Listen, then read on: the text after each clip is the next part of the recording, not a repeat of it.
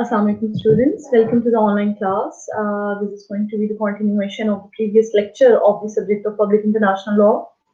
As you know that we have almost covered the complete topic of the International Criminal Code. हमने जो है international criminal code जब start किया था उसका इंट्रोडक्शन पढ़ा था और फिर उसकी हिस्ट्री के बारे में थोड़ा सा जाना था कि what were the driving forces behind the creation of international criminal code. और उसके बाद फिर हमने उसकी डिटेल्स के बारे में पढ़ा था एंड मोस्ट इम्पोर्टेंटली उसके स्ट्रक्चर के बारे में पढ़ा था कि बेसिकली इंटरनेशनल क्रिमिनल कोड का स्ट्रक्चर क्या है। तो स्ट्रक्चर में हमने जाना था कि उसके 4 प्रिंसिपल ऑर्गन्स हैं या 4 जो है जो वर्किंग है वो 4 तरह के ऑफिस में डिवाइड है इंटरनेशनल क्रिमिनल कोड की, जिसमें जो प्रेसिडेंसी था, उसके बाद ऑफिस ऑफ द प्रोसिक्यूटर था, रजिस्ट्री था, और इसके अलावा जो है डिवीजन थी ऑफ द जुडिशरी। तो ये 4 ऑफिसेस थे ऑफ इंटरनेशनल क्रिमिनल कोड, इसको हमने बड़ा डिटेल में पढ़ा था। इसके अलावा हमने जुरिस्डिक्शन के बारे में पढ़ा था, which is another important topic related to the international criminal code, because when we talk about the jurisdiction of any court or any organ, तो jurisdiction का मतलब होता है कि उसका दायरा इख्तियार क्या है, उसकी फंक्शनिंग का इख्तियार कहाँ कहाँ तक है। तो बेसिकली jurisdiction के टॉपिक में जो फंक्शंस का टॉपिक है वो भी कवर हो जाता है। तो हमने ये जाना था that international criminal court has 4 types of jurisdiction। उसमें टेरिटोरियल था, पर्सनल था, सब्जेक्ट मैटर था, और इसके अलावा लेट मी शो यू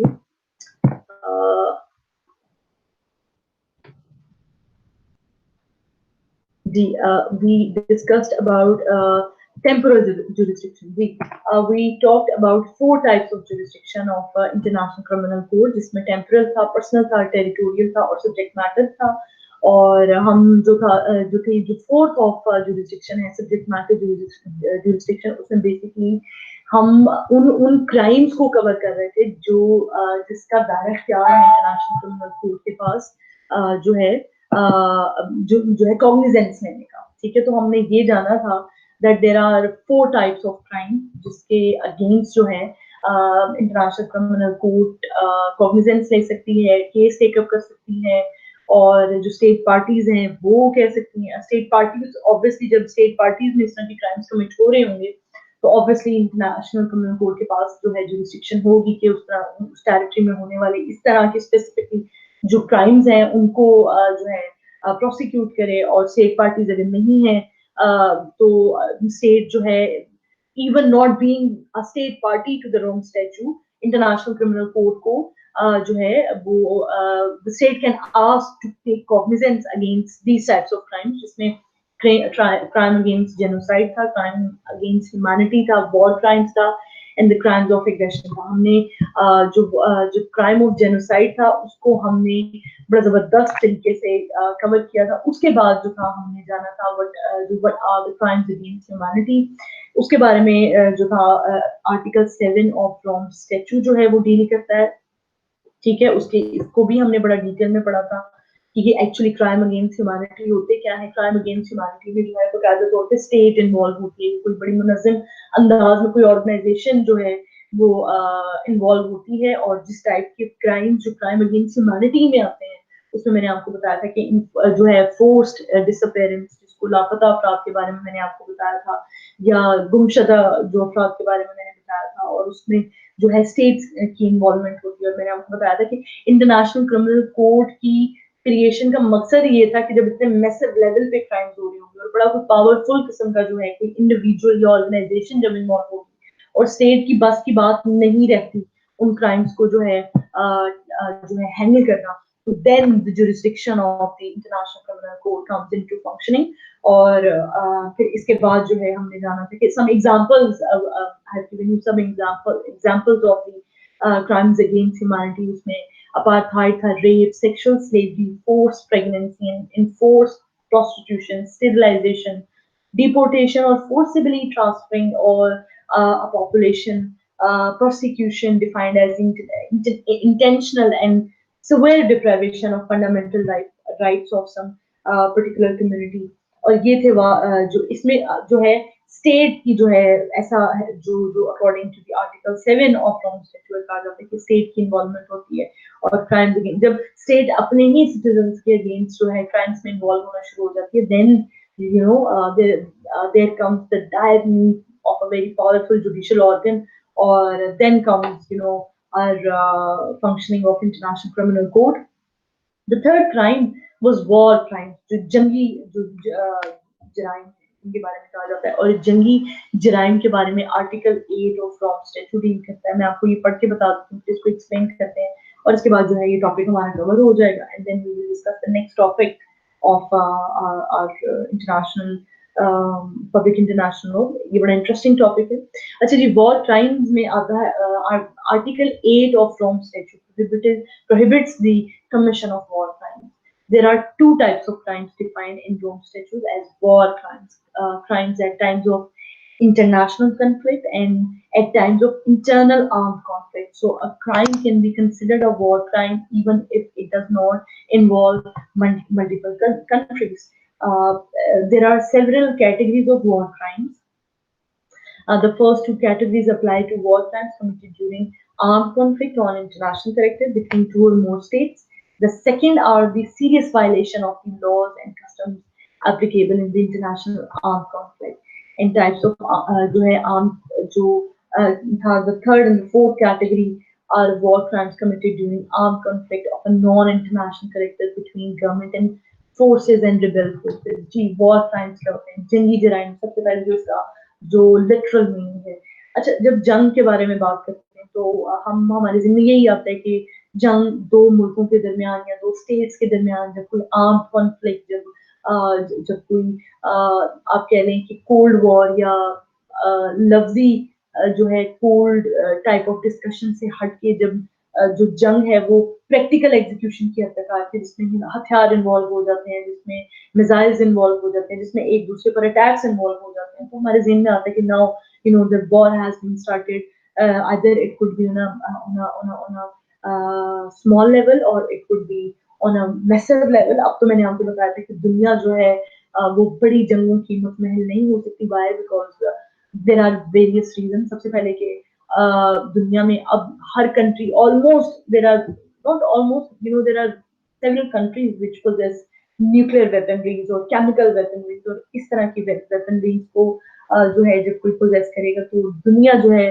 वो जंगों की, मैं आपको हमेशा ही बात बताती हूँ, मुतमहल नहीं हो सकती। And the second, and which is the most important reason, is कि यूनाइटेड नेशन ऑर्गेनाइजेशन की जो क्रिएशन का मकसद यही था कि to maintain international peace and security, to protect human rights laws and to prevent future generation from the harms of war.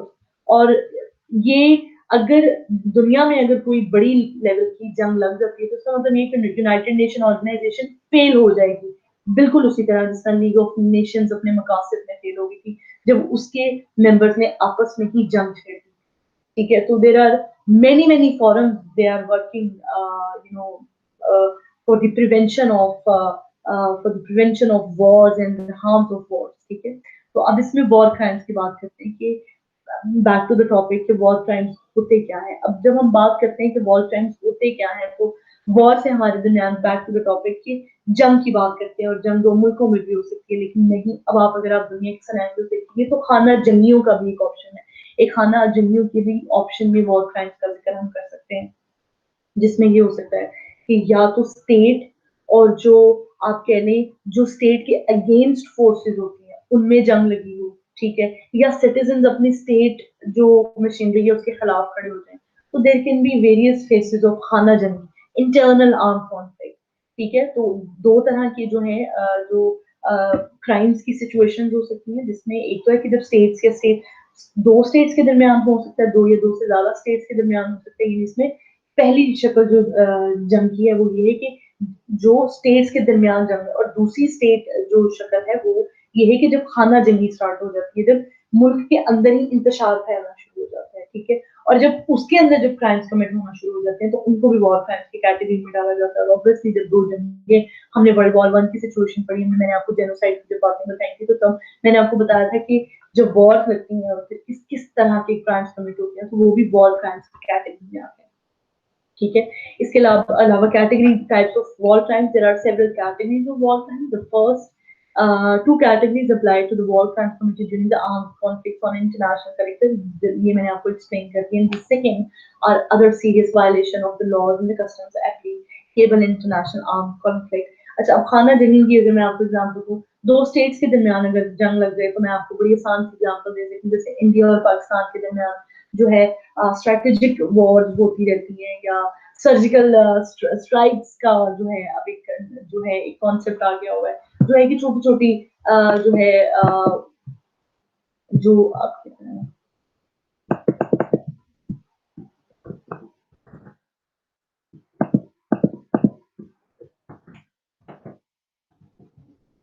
जी, तो surgical strikes का जो है वो एक आगे, तो ये तो मुल्कों के दरमियान की जंग की बात है. और ऑब्वियसली इसमें जब वॉर क्राइम्स में दो मुल्क इन्वॉल्व होते हैं तो वो एक दूसरे के इनोसेंट सिविलियंस को जो है वो हमेशा विक्टिमाइज करते हैं.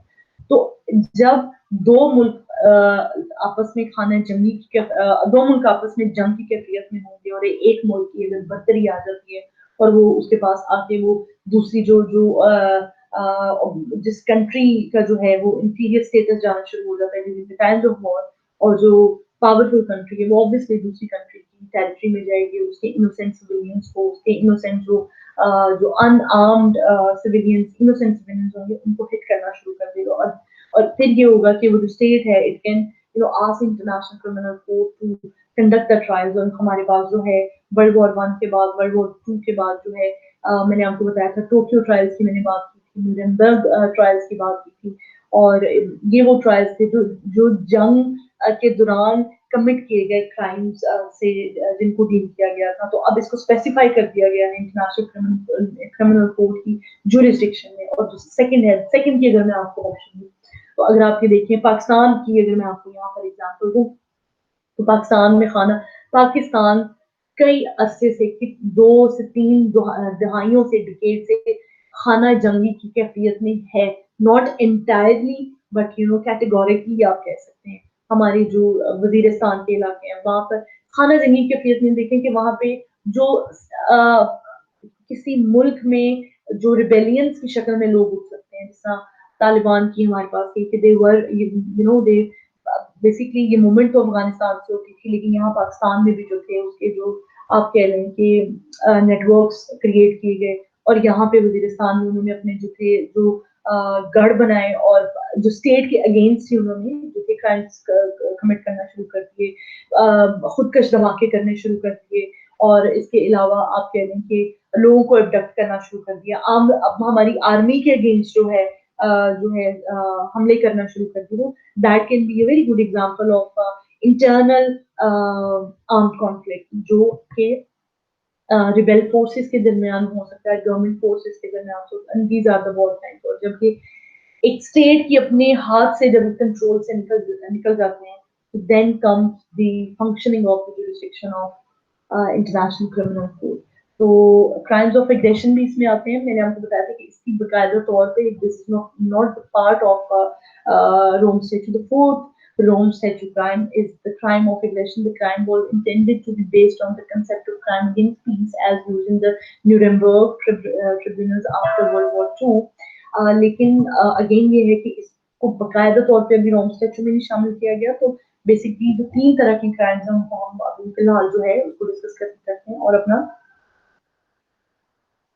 जो टॉपिक है उसको आज हम जो इंटरनेशनल क्रिमिनल कोर्ट पे कंक्लूड करते हैं, और नेक्स्ट टॉपिक जो है वो हम आज का स्टार्ट करते हैं, and that is going to be the international law, international human rights law.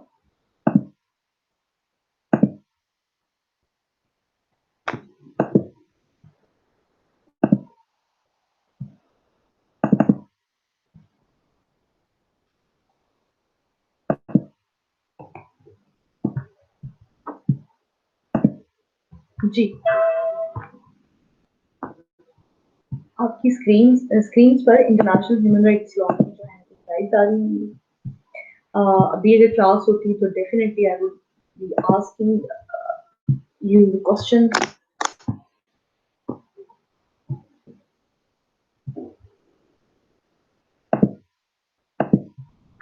Ji, international human rights law. मैं आपकी स्क्रीन पर इसको ठीक कर देती हूँ.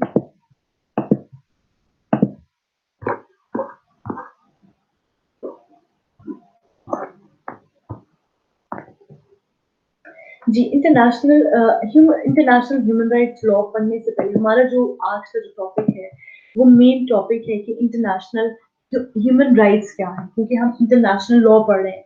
तो इंटरनेशनल लॉ जानने के लिए बड़ा जरूरी है कि हम जानें कि ह्यूमन राइट्स क्या होते हैं, क्योंकि international law and international human rights law goes hand in hand. ठीक है, कहाँ से इनकी शुरुआत होती है? वैसे तो इनकी शुरुआत एक एक बहुत लंबा टॉपिक है कि सबसे पहले जब दुनिया स्टार्ट होती है, दुनिया जैसे ही स्टार्ट होती है, कहा जाता है कि ह्यूमन राइट्स इंसान को जो है वो किसी गवर्नमेंट के मोहताज नहीं है, ह्यूमन राइट्स को किसी लीगल सिस्टम के मोहताज नहीं है, ये इंसान के साथ ह्यूमन राइट्स अटैच्ड है। Why? Because we are human being and by the virtue of being human, these human rights are bestowed upon us by the God Almighty, and they cannot be taken away from us by from any government or legal system or any legal structure. They are given to us. ठीक है, they are inalienable कि हमसे वो लिए नहीं जा सकते। लेकिन हमारा यहाँ का हम टॉपिक है, यहाँ पे हम डायरेक्ट स्टार्ट करेंगे। हमारा टॉपिक है that is international human rights law. इसकी शुरुआत कहाँ से होती है? हम इसकी सबसे पहले शुरुआत की बात करते हैं। जैसे कि आपको याद है, हमने जब पब्लिक इंटरनेशनल लॉ के बारे में बात की थी, तो सबसे पहले हमने ये बात की थी कि वर्ल्ड वॉर वन से हमने पब्लिक इंटरनेशनल लॉ को पढ़ना शुरू किया था। और ह्यूमन राइट्स जो है, जो उनको ट्रेस, ह्यूमन राइट्स की स्ट्रगल कहाँ से स्टार्ट हुई? जब लोगों को ये पता लगा, जब जब उनसे स्लेवरी करवाई जा रही थी, जब जब उनसे उनके साथ genocide on the basis of some racial discrimination या रिलीजियस डिस्क्रिमिनेशन या उनकी कास्ट की डिस्क्रिमिनेशन की बेस पर उनके साथ जेनोसाइड, उनकी नस्लकुशी की जा रही थी, गुलामी का, सिर्फ स्किन बेस पर उनको गुलामी का जो था निशाना बनाया जा रहा था। ठीक है, या गवर्नमेंट्स की ऑपरेशन थी, लोग जो गवर्नमेंट्स थी उनको ह्यूमन राइट्स इंसानों को नहीं प्रोवाइड करती थी। और ये तो वो राइट्स थे जो कि खुदा ने हमें दिए हुए हैं, जो कि किसी गवर्नमेंट की मरूने मिन्नत नहीं है। ठीक है, और जब गवर्नमेंट ऑपरेशन बढ़ते गए, operation, it's not operation, its operation, जब गवर्नमेंट के दबाव बढ़ते गए, फिर इनकलाबों ने जन्म लिया। फिर जब इनकलाबों ने जन्म लिया, जो है आप कह लें कि जो जो कॉन्फ्लिक्ट की सिचुएशन थी वो बढ़ती गई और eventually it led to the world war one. ठीक है, और वर्ल्ड वॉर वन के बाद लोगों को ख्याल आया, इंटरनेशनल नेशनल लीडर्स के, कि there must be some very organised forum जो कि इन एट्रोसिटीज को रोके। What kind of atrocities? Like slavery, genocide, discrimination, ठीक है, रिलीजियस डिस्क्रिमिनेशन, और ये चीजें उस वक्त बड़े जोर शोर पर थी। और अब जिस तरह आपको पता है कि जो जो डार्क स्किन लोग थे उनके साथ स्लेवरी और जेनोसाइड, ज्यूस के साथ होलोकास्ट का हमारे पास सबसे बड़ी एग्जांपल है। ठीक है, लोगों के साथ जेंडर बेसिस पे जो थी डिस्क्रिमिनेशन की जाती थी, और कोई लॉ मेकिंग कोई थी नहीं। तो वर्ल्ड वॉर वन की तरफ डिफरेंट जो थे फैक्टर्स थे हमें लेकर गए, और वर्ल्ड वॉर वन के बाद जो नेशनल इंटरनेशनल लीडर्स थे उनको ये ख्याल आया कि there must be some very powerful organisation जो कि इन अट्रॉसिटीज को रोके, वॉर्स को रोके। ठीक है, और फिर जब जब जब वो एक फोरम पर वर्ल्ड जो लीडर्स थे वो इकट्ठे हुए, तो लीग ऑफ नेशंस का जो था वो क़याम अमल जो था वो वजूद में आया।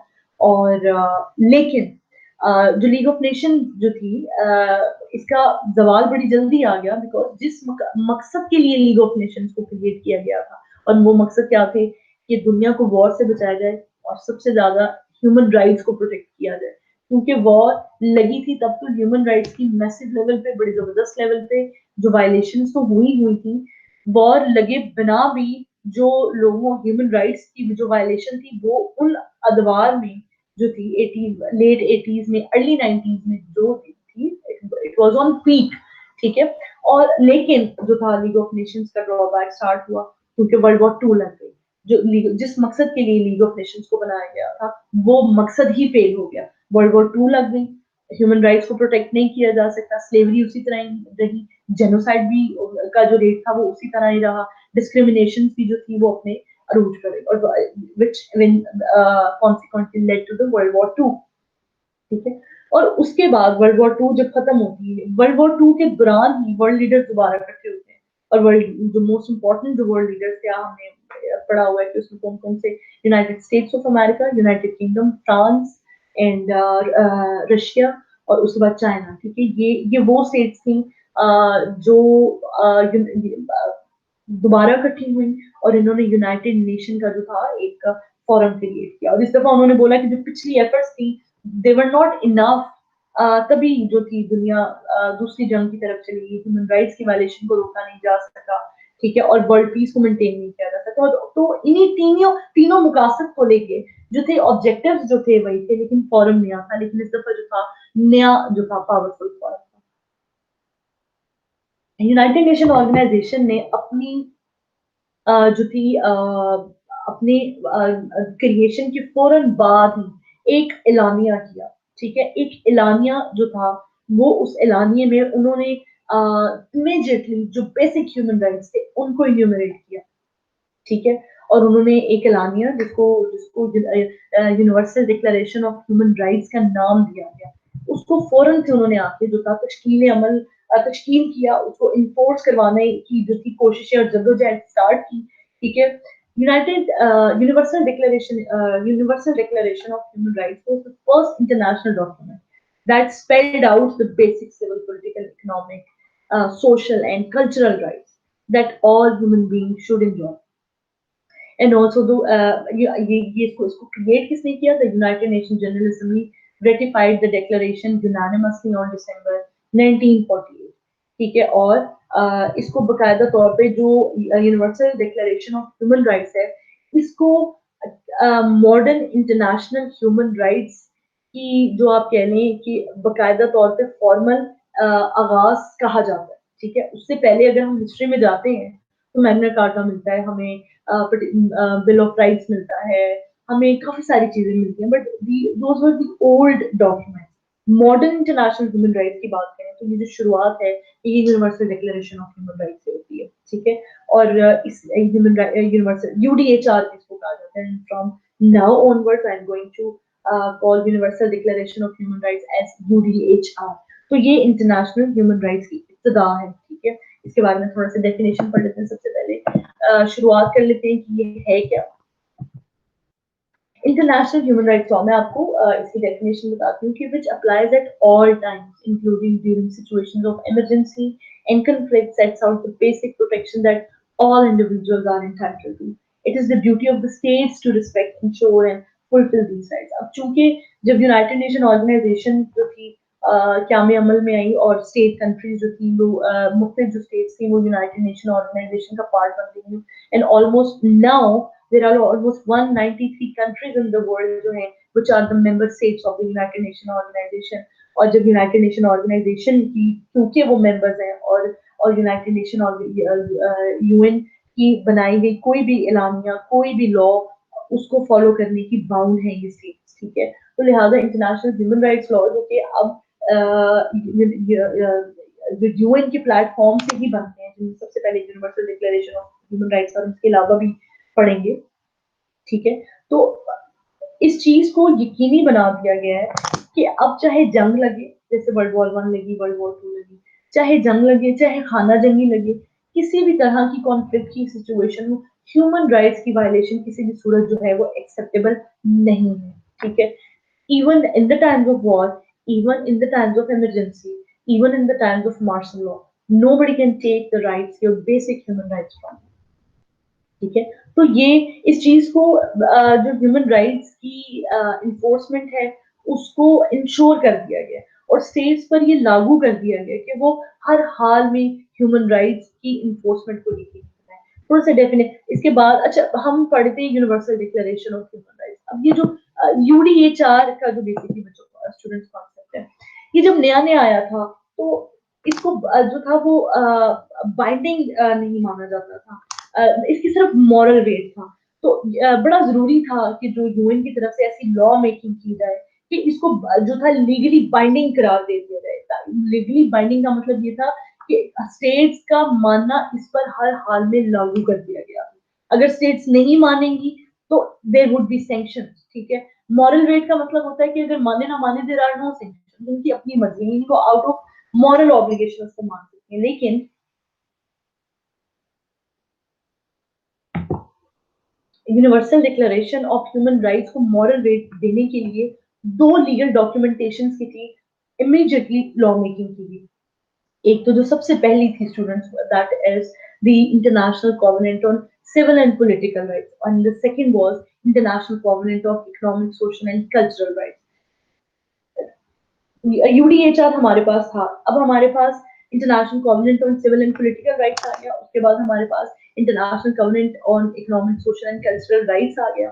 तो इन तीनों को एक बकायदा तौर पे लेजिस्लेटिव आप कह लें डॉक्यूमेंट्स का एक कानूनी मुसवदे का शक्ल दे दिया गया, और स्टेट को इस चीज पर आप कह लें कि स्टेट्स को पर इस बाउंड कर दी गई ये बात कि वो उसकी सिग्नेटरी बने और इनकी इम्प्लीमेंटेशन को अपनी अपनी रिस्पेक्टिव कंट्रीज में जो है यकीनी बनाए। अब ये जो तीन डॉक्यूमेंट्स थे, यूडीएचआर, आईसीसीपीआर एंड आईसीईएससीआर, ये मैं आपको इनकी शॉर्ट एब्रिविएशन बता रही। इनमें ह्यूमन राइट्स को जो था तीन हिस्सों में, इन तीन हिस्सों को में human right, basic human rights को डिवाइड कर दिया गया। अब ये कौन कौन से ह्यूमन राइट्स थे? Right to life, equality, security of a person, freedom from slavery, freedom from arbitrary detention, यानी ये बेसिक जितने भी ह्यूमन राइट्स थे इनको जो था इसके अंदर जो है आप कह लें कि इन्यूमरेट कर दिया गया। और इन ये तीनों मिल के जो हैं इनको कहा जाता है international bill of human rights. अब वापस आ जाते हैं कि हमारे पास स्टार्ट जो लेसन, अब हम डेफिनेशन की तरफ आते हैं कि इंटरनेशनल ह्यूमन राइट्स लॉ होते क्या है। तो international human rights law is the, आपकी स्क्रीन पर आ रहा होगा कि international human rights law is the body of international law intended to promote and protect human rights at the international and domestic level। ठीक है, अब ह्यूमन राइट्स को जो है, ये मैंने आपको बोला कि इंटरनेशनल लॉ का दर्जा दे दिया गया। ठीक है, अब ना सिर्फ इसको इन्फोर्स करना स्टेट्स की जिम्मेदारी, यानी अब ये सिर्फ डोमेस्टिक लॉ का हिस्सा नहीं रहे, अब ये इंटरनेशनल लॉ का हिस्सा बन गए हैं। अब अगर डोमेस्टिक लेवल पर, अगर स्टेट लेवल पर अगर इनकी वायलेशन होगी तब तो आपको सजाएं मिलेंगी। अगर इंटरनेशनल लेवल पर भी इनकी अगर आप जो है वायलेशन करेंगे तब भी आपको सजाएं मिलेंगी। ठीक है, तो अब हमारे पास डेफिनेशन में क्या आ गया कि international human rights law is the body of international law intended to promote and protect human rights at the international domestic level. अब इंटरनेशनल ह्यूमन राइट्स लॉ को इंटरनेशनल लॉ का दर्जा बना दिया गया है ताकि ह्यूमन राइट्स को अब ना सिर्फ डोमेस्टिक लेवल पे प्रोटेक्ट किया जाए बल्कि इंटरनेशनल लेवल पे भी प्रोटेक्ट एंड प्रमोट किया जाए। ठीक है, और ये हर हाल में ना हो, ये कोई भी आपसे ले नहीं सकते, गवर्नमेंट्स पे डिपेंड नहीं करते आपके ये बेसिक ह्यूमन राइट्स। ठीक है, क्यों? Because they are given to you by the law of nature. अच्छा जी, अब as a form of international law, international human rights law is primarily made up. अब ये बनते कैसे हैं? हमने सोर्सेज ऑफ इंटरनेशनल लॉ पढ़े थे। ठीक है, आपको ये बेसिकली याद होगा। तो ह्यूमन राइट्स मिलकर treaty laws, agreements between the states और कस्टमरी इंटरनेशनल लॉ। इसका मतलब ये है कि कस्टमरी इंटरनेशनल लॉ क्या थे? रूल्स एंड प्रैक्टिसेस जो है, रूल्स एंड रेगुलेशन जो कि स्टेट की प्रैक्टिसेस से डिराइव, जो कहीं बकायदा तौर पे लॉ मेकिंग तो ना हुई हो, जो कस्टमरी इंटरनेशनल लॉ स्टेट्स उसको बड़े अरसे से प्रैक्टिस कर रही हो और अब उसको मानना एज ए लीगल ऑब्लिगेशन जो है उसको माना जाता है। उसकी अगर अगर आप वायलेशन करेंगे तो उसको ऐसे ही माना जाएगा जैसे आपने किसी लॉ को वायलेट कर दिया है। ठीक है,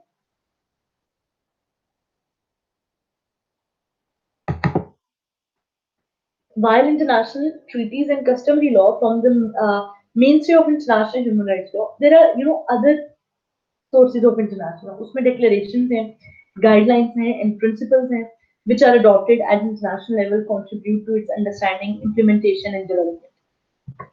ठीक है, अच्छा जी, अब मैं आपको बताती हूँ कि अब मैकेनिज्म, अब हम इन्फोर्समेंट का मैकेनिज्म का जो हम जो है इन्फोर्समेंट मैकेनिज्म उसको डिस्कस कर लेते हैं, क्योंकि अब हमने आपने मेरे साथ इंटरनेशनल लॉ में पहले जो है यूनाइटेड नेशन ऑर्गेनाइजेशन पढ़ा है, आपने उसके जो प्रिंसिपल ऑर्गन्स पढ़े हैं।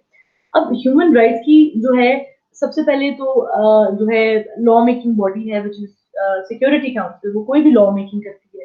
स्टेट पार्टीज के लिए उसको मानना जो है वो बड़ा हर हाल में जो है वो लाजमी हो जाता है, और अगर स्टेट पार्टीज उन एग्रीमेंट्स को जिनकी वो सिग्नेटरीज होती है उनको वो नहीं मानती, ठीक है, तो फिर इंटरनेशनल बॉडीज जिसमें सिक्योरिटी काउंसिल है, जनरल असेंबली, वहां पर फाइव डिबेट्स और रिकमेंडेशंस होती हैं, लेकिन ये मिलकर जो है ये फिर उसके सैंक्शंस के लिए या उसके इन्फोर्समेंट के लिए जो है वो अमल में आ जाते हैं। ठीक है, और इसके अब मुख्तलिफ सोर्सेज मैंने आपको बताया, सोर्सेज में डिक्लेरेशन, गाइडलाइंस एंड प्रिंसिपल, ये वो चीजें हैं जो इस यूएन की बॉडी से ही डिराइव हो रही है। ठीक है, enforcement of international human rights law can occur at either at domestic or international level।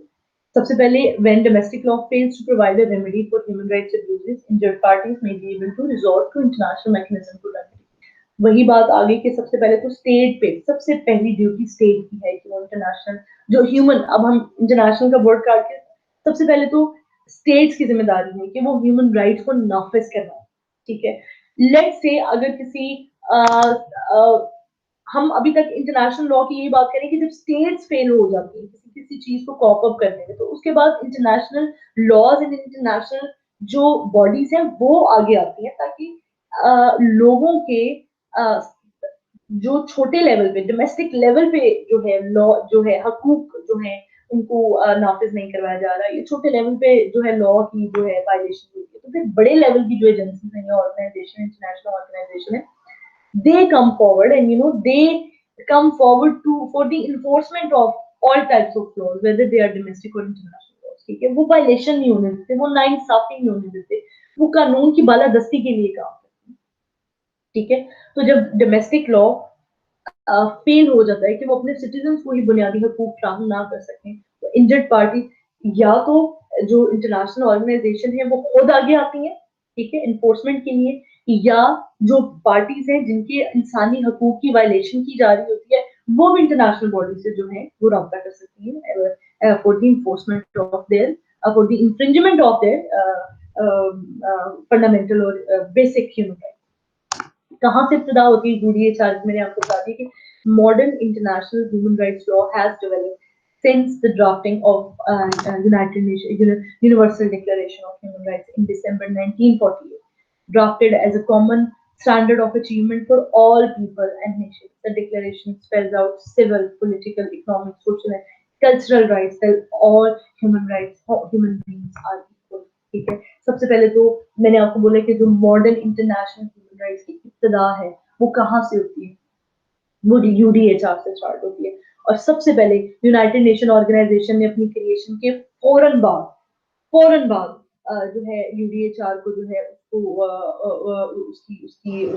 उसकी क्रिएशन की, और उसके बाद आने वाले वक्तों में जैसे जैसे वक्त गुजरते गए, क्योंकि ह्यूमन राइट्स की जो है बहुत तरह की टाइप्स हैं, ह्यूमन राइट्स को आप सिर्फ एक डॉक्यूमेंट में बंद नहीं कर सकते, there are various types of human rights. तो जैसे जैसे वक्त गुजर रहा है हमारे पास नई नई शक्लें आ रही हैं ह्यूमन राइट्स की, ठीक है, जिसमें नए तरह के रिलीजन हैं उनके राइट्स की बात हो सकती है, नए तरह के जेंडर आप कह रहे हैं जो डाइवर्सिटीज हैं उन पर अब बात हो रही है, एलजीबीटीक्यू राइट्स की बात हो रही है, different types of human rights की बात हो रही है। तो it is open to emergence and development, ठीक है। यूडीएचआर के बाद ये सिलसिला रुका नहीं है, यूडीएचआर के बाद ये सिलसिला स्टार्ट हुआ और इसके बाद यूनाइटेड नेशंस ने आने वाले वक्तों में बेशुमार कितने ऐसे बेसिक जो है जो टॉपिक्स पे ह्यूमन राइट्स पे लॉ मेकिंग की है और अपनी मेंबर स्टेट्स को उनको उन डॉक्यूमेंट्स का पार्टी बनाया है ताकि रिस्पेक्टिव स्टेट्स में उनकी जो है वो इन्फोर्समेंट कराई जाए और in the case of violation international agencies आगे आके उनकी जो है इन्फोर्समेंट को यकीनी बना सके। So UDHR was the first international document that spelled out the basic civil, political, economic, and social and cultural rights that all human beings should enjoy. The UN General Assembly ratified the declaration unanimously on December 1945. तो सबसे पहले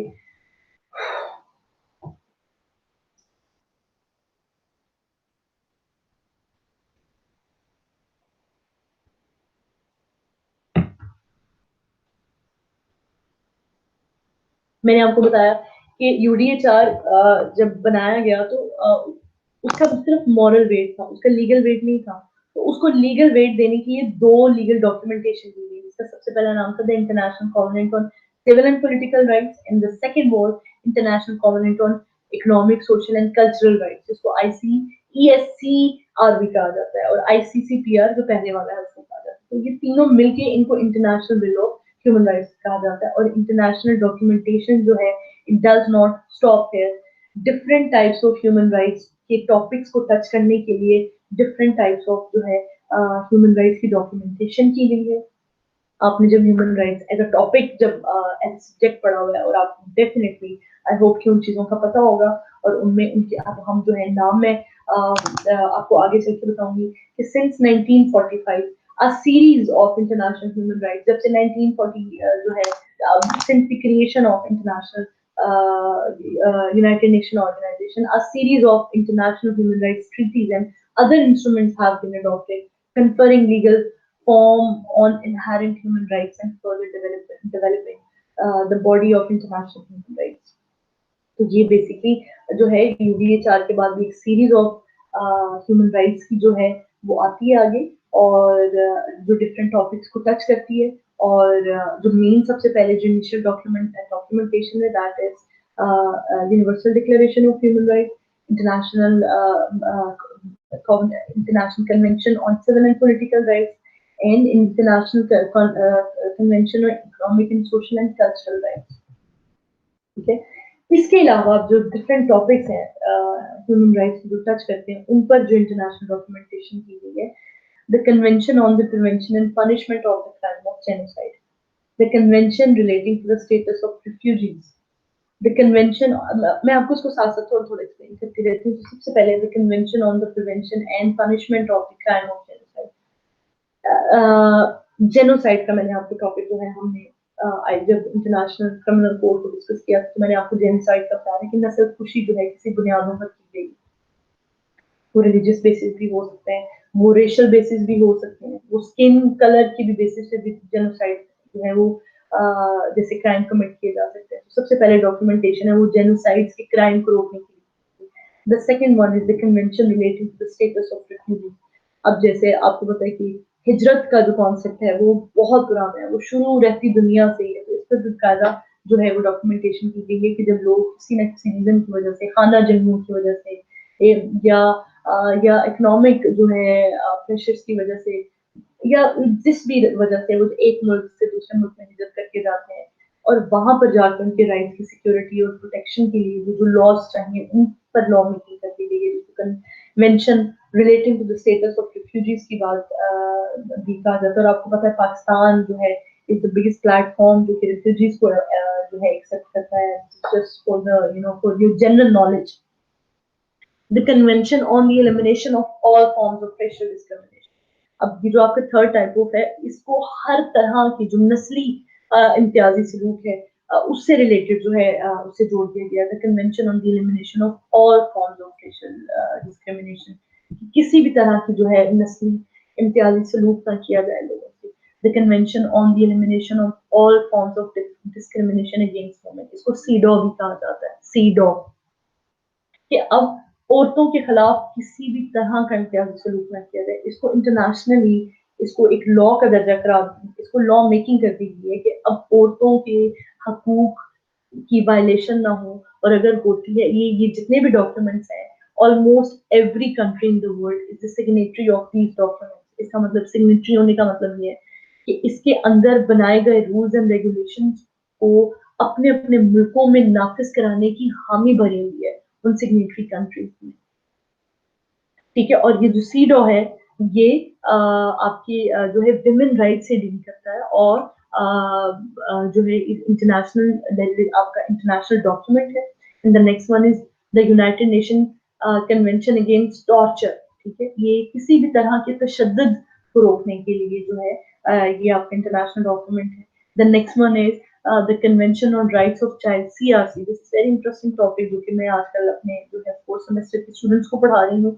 बच्चों से related law making, बच्चों के हकूक जो है बड़े इंपॉर्टेंट। आपको पता है जैसे कि जो बच्चे होते हैं वो किसी भी इंडिविजुअल की एक लाइफ का सबसे इनिशियल जो बिगनिंग का पॉइंट होता है, और अगर आप वहीं पर उनके हकूक की वायलेशन शुरू कर देंगे तो इसका मतलब है कि आप आने वाली सोसाइटीज को एक जो है आप डिप्रेस्ड किस्म के और आप जो है परेशान किस्म के इंडिविजुअल्स देंगे जिनकी बचपन में ही जो है किसी न किसी अब्यूज का या अपने राइट्स के वायलेशन का शिकार हुए।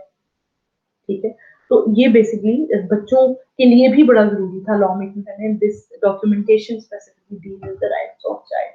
The International Convention on the Protection of the Rights of all Migrant Workers and Members of their Family. Migrant भी वही है जो एक कंट्री से दूसरी कंट्री जो है for some reason चले जाते हैं। ठीक है, these are refugees and the migration, these are two different concepts। लेकिन वो यही जब एक कंट्री से दूसरी कंट्री में जाते हैं तो you need protection of your rights। आप वहाँ जाए, वहाँ पे आपको जाके जो है आप वहाँ पे आप कारोबारी मकसद के लिए गए हुए हैं, आप वहाँ पर for the time being work permit पे काम कर रहे हैं, तो वहाँ पर भी आपके राइट्स जो है जो प्रोटेक्शन है वो बड़ी जरूरी है. This documentation which is the international convention on the protection of the rights of all migrant workers and members of their family, ये है, ये जो डील करता है the right of the migrant. The convention on the rights of persons with disabilities, ये भी एक बड़ा इंपॉर्टेंट डॉक्यूमेंट है. जो जो आपके डिसेबल पर्सन है, ये I personally don't like the word disable. Disable का मतलब है कि एक माजूर शख्स है, he is not able to do anything. The new term is being used for the people with the disabilities, and the word new term is differently able person. ठीक है, यानी they are not disable. Disable का मतलब है कि वो इंसान कुछ किस करने के काबिल नहीं है. We should use the word. ये तो खैर, these are the formal legislation. I'm just sharing my personal views with you. कि disables को अगर हम differently able लोग कहें, कि वो उसी काम को different way में करने के काबिल है, हम लोगों की तरह करने के काबिल नहीं है, but they can do same task from this different perspective and from different ability. So we should use just for make them encouraged, or to I know some people who are having some kind of disabilities, so they like the word differently able person. तो खैर ये भी जो है आपका जो document है specifically deals with the person with disabilities. Or the next one is the international convention for the protection of all persons from enforced disappearance. ये भी एक बड़ा जो है हॉट टॉपिक है दुनिया में, कि लोगों को जो लापता कर दिया जाता है, जो स्टेट्स के खिलाफ किसी न किसी एक्टिविटी में इन्वॉल्व होते हैं, या जो स्टेट की बड़ी ताकतवर मशीनरी होती है उसके खिलाफ किसी न किसी, जिनको गद्दारों का दर्जा करार दे दिया जाता है, उनको गुमशुदा अफराद जो है नॉर्मली उनमें स्टेट से इन्वॉल्व होती है, तो उनकी भी जो है लापता अफराद की सबसे पहले उनकी गुमशुदगियों को जो है अनएक्सप्लेन्ड रीजंस ऑफ डिसअपीयरेंस को रोकने के लिए इंटरनेशनल लॉ मेकिंग की गई है. और in case if they disappear, तो इंटरनेशनल एजेंसीज जो है they come forward and they ask the related states के कहाँ हैं ये लोग, इनके whereabouts किधर हैं. You as a state is answerable for the whereabouts of your citizens when they are residing in your territory. तो ये भी जो कन्वेंशन, ये भी टॉपिक बड़ा इंपॉर्टेंट है इंटरनेशनल लॉ में. और ये जो है आज का जो हमारा टॉपिक जो है जो कंप्लीट हो गया है. आज जो है हमने जो पिछला टॉपिक था उसको कंक्लूड किया है. हमने आज जो है वो बेसिकली इंटरनेशनल ह्यूमन राइट्स के बारे में पढ़ा. इंटरनेशनल ह्यूमन राइट्स के बारे में हमने जाना है इंटरनेशनल ह्यूमन राइट्स होते क्या है. ह्यूमन राइट्स इंसान के बुनियादी हकूक हैं, लेकिन इंटरनेशनल ह्यूमन राइट्स वो है जब उन्हीं बुनियादी हकूक को बैन अवी तौर पर इंटरनेशनल लेवल पर प्रोटेक्ट कर दिया जाता है. स्टेट लेवल पर तो उनकी प्रोटेक्शन है ही, जब उन्हीं हकूक को इंटरनेशनल लेवल पे प्रोटेक्ट कर दिया जाता है तो उनको इंटरनेशनल ह्यूमन राइट्स लॉ कहा जाता है. और इंटरनेशनल ह्यूमन राइट्स लॉ की लॉ मेकिंग जो है वो बहुत बड़ी जबरदस्त किस्म की है, वेरियस टाइप्स की है, जिनकी शुरुआत UDHR universal declaration of human rights से होती है, और international covenant on civil and political rights, और उसके बाद आई international I always forget the name, and in the International Covenant on Economic, Social and Cultural Rights. ये basically शुरुआत है, इनको International Bill of Human Rights कहा जाता है. And then comes a long list of international human rights law, और ये सारे आपके ये बेसिकली आपके सारे ह्यूमन राइट्स लॉ की जो एक लॉन्ग लिस्ट है जो मैंने आज आपके साथ शेयर की है. इसके मैंने आपको नाम बताए कि ये मोस्ट नोटेबल इम्पोर्टेंट आपके इंटरनेशनल ह्यूमन राइट्स लॉ है, जिसकी almost there are 193 member states of the United Nations organization, and almost every country in the world is the member or the signatory of these documents I have just mentioned in this lecture.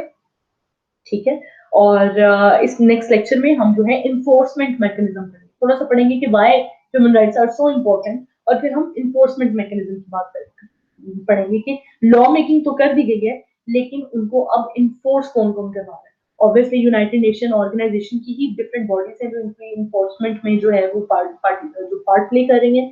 Next हमारे ये topic होगा. And again, if you have any question regarding today's topic, you can ask me by posting the comment under the video link of this lecture, or you can send me an email, or you can just text me through your CR, or you can contact me through your CR. Please take care of yourself and your family members. And please remember me in your prayers. Thank you so much for